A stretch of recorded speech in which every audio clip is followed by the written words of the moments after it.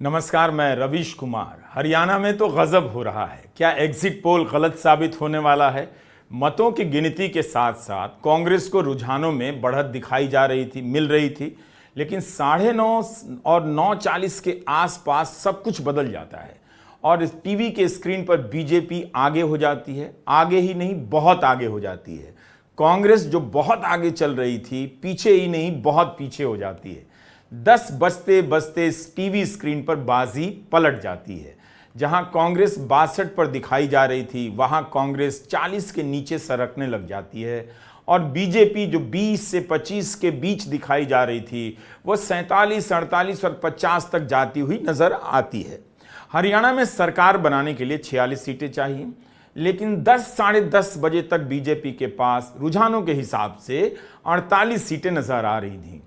लगा कि 10 बजते बजते आंधियों ने अपना रास्ता बदल लिया।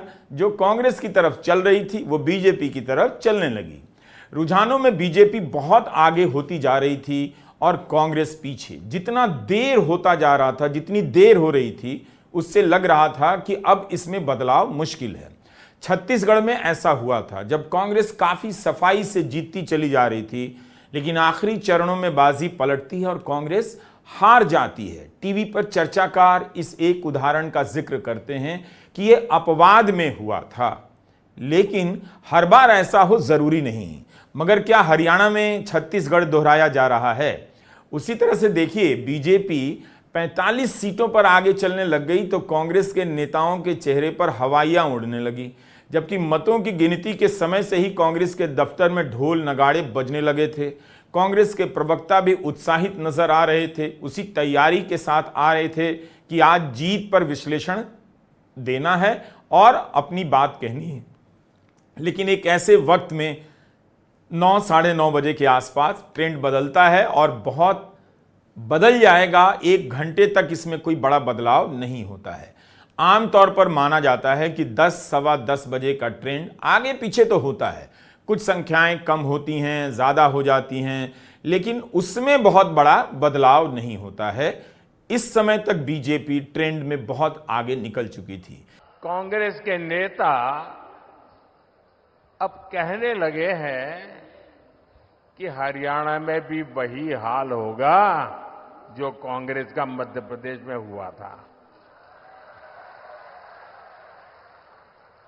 एमपी और राजस्थान में पिछले चुनाव में इन्होंने झूठ का गुब्बारा खूब फुलाया, लेकिन जनता ने वोट की चोट देकर के उस गुब्बारे की हवा निकाल दी।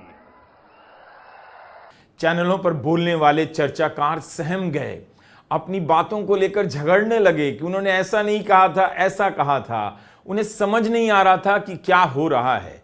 वो सतर्कता से कहने लगे कि इस वक्त कांग्रेस का वोट प्रतिशत तो ज्यादा नजर आ रहा है, 4% से आगे है, अन्य को भी कम वोट मिले हैं, तो कांग्रेस अभी भी आगे जा सकती है।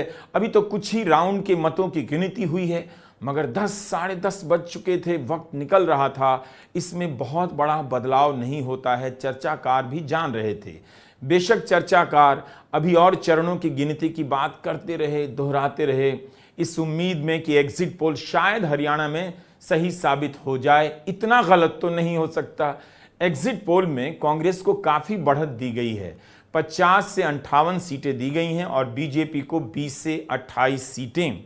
दिल्ली से सटा हरियाणा एक छोटा सा राज्य है और यहां पर एग्जिट पोल क्या इतने बड़े पैमाने पर ध्वस्त हो रहे हैं, गलत हो रहे हैं, तब तो इनका कारोबार फिर से कहा जाना चाहिए। हालांकि इनका कारोबार कभी बंद नहीं होगा। हर चुनाव में एग्जिट पोल होगा, हर चुनाव में इसकी चर्चा होगी और कुछ चुनाव में एग्जिट पोल सही भी होगा, कुछ में गलत भी होगा।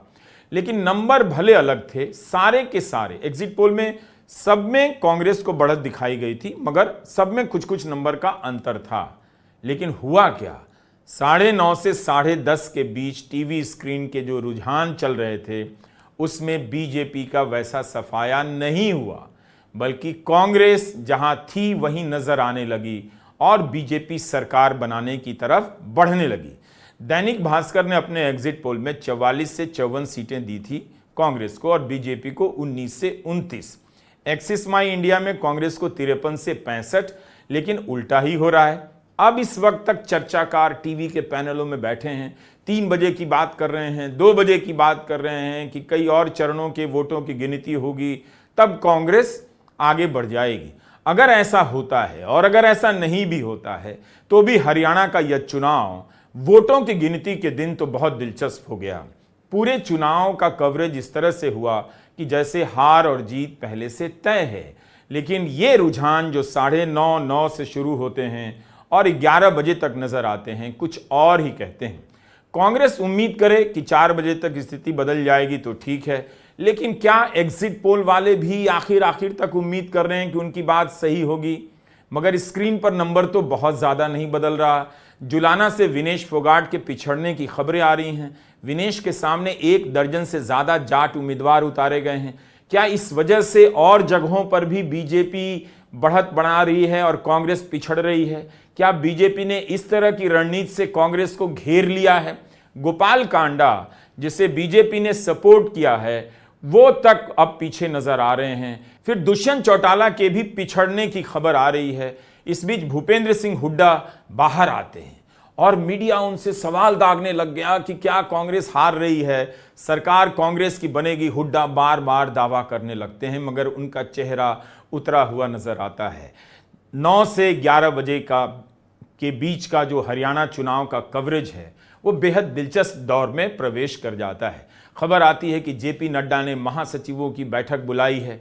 जो होना था वो नहीं हो रहा है, जो नहीं हो रहा था वो हो रहा है। दर्शक अचंभित है, हतप्रभ है, टीवी देख रहा है। क्या बीजेपी की तीसरी बार हरियाणा में सरकार बन रही है?